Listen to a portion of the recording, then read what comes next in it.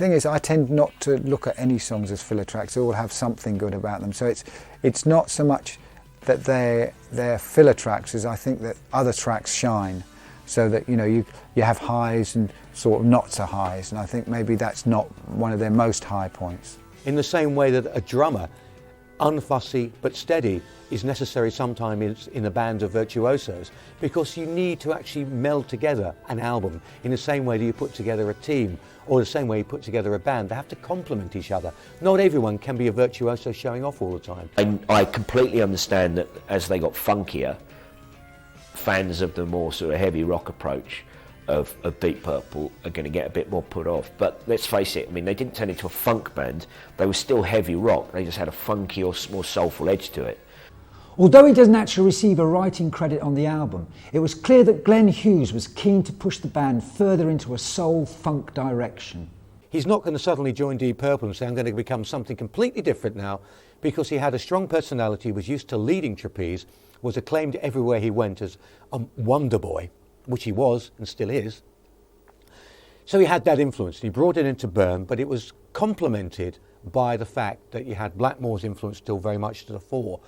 I don't want to make any rock fan feel comfortable in my whole career. I've always tried to press a button to make them evoke a feeling of, what's this? I cannot sing traditionally straight ahead rock because my brain doesn't operate like that.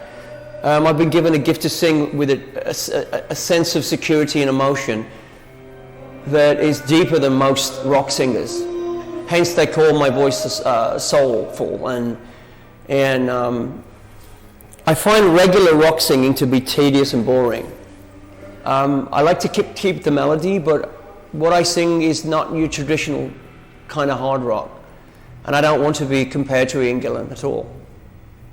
There are Purple fans out there that just won't accept it. They don't want to hear that. So it doesn't matter. You can argue with them till you're blue in the face, but they've got a party line and they stick to it.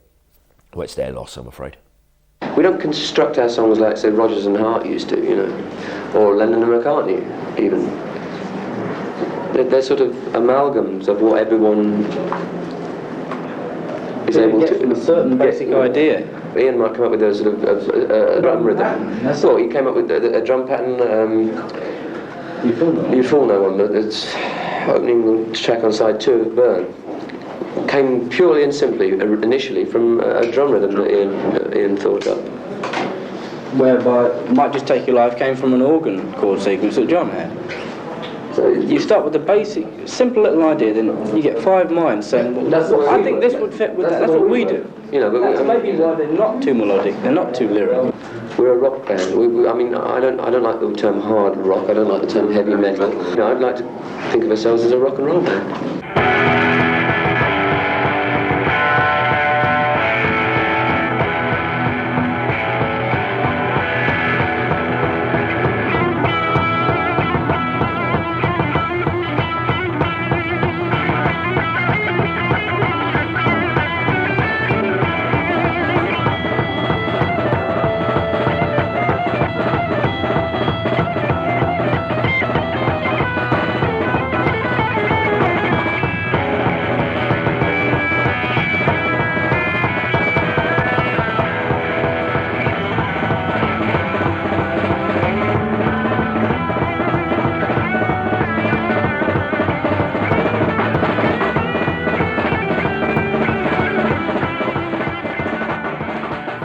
Burn came out, he was raved about by a lot of people. I think people understood what Deep Purple were trying to do.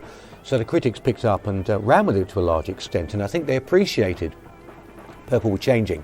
They weren't the band who made Machine Head and in rock, but you don't repeat yourself. Or if you do, you run the risk of people saying, oh, we've heard this all before, this is boring, move on. It's sort of gone like that, to us. We've gone up and then taken 1 step back, then 3 steps, then 1 back, in terms of the albums.